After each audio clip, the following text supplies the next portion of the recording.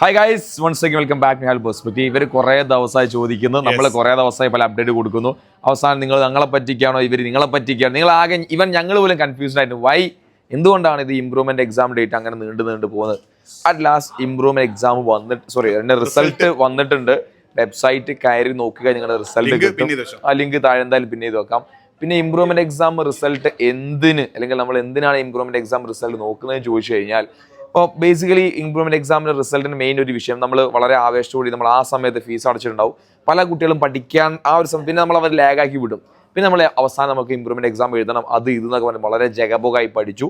ചിലപ്പോൾ നിങ്ങൾ വിചാരിച്ചാൽ കൂടുതൽ മാർക്ക് കിട്ടി കാണും, ചില കുട്ടികളുടെ മാർക്ക് കുറവായിരിക്കും. പക്ഷേ വാട്ട് എവർ ഇറ്റ് ഈസ്, നിങ്ങൾ ഓൾറെഡി എഴുതിയ മാർക്കിന്റെ മുകളിലെ മാർക്ക് മാത്രമേ എടുക്കുകയുള്ളൂ. പിന്നെ നിങ്ങൾ ശ്രദ്ധിക്കേണ്ടത്, നിങ്ങളുടെ +2 പരീക്ഷയുടെ റിസൾട്ട് വരുമ്പോൾ ഈ മാർക്ക് കൃത്യമായി ഇതിലേക്ക് ആഡ് ചെയ്യപ്പെട്ടിട്ടുണ്ട് എന്ന് നിങ്ങൾ കൺഫേം ചെയ്യുക. അതുകൊണ്ട് ഇതിന്റെ ഒരു മാർക്ക് ലിസ്റ്റ് അവരെന്ത് ചെയ്യണം, അവരെ കയ്യിൽ സൂക്ഷിക്കണം. ഇംപ്രൂവ്മെന്റ് കിട്ടിയിട്ട് മാർക്ക് കൂടിയോ ഇല്ലയോ, ഏത് സബ്ജക്റ്റാ കൂടി, കമന്റ് ചെയ്തോ. യെസ്, ഒന്ന് നിങ്ങൾ കമന്റ് ചെയ്യും. കാരണം നമ്മൾ ഇംപ്രൂവ്മെന്റ് എക്സാം എഴുതുന്നതിന് എന്തിനു വേണ്ടിയിട്ടാ, ഒരു മാർക്കെങ്കിലും എക്സ്ട്രാ കിട്ടുമെന്ന പ്രതീക്ഷയിലാണ്. അപ്പൊ നിങ്ങളുടെ എല്ലാവരുടെയും പ്രതീക്ഷ എന്താണ്, കൃത്യമായ രീതിയിൽ സാറ്റിസ്ഫൈ ചെയ്യുന്ന ഒരു റിസൾട്ടായി മാറട്ടെ.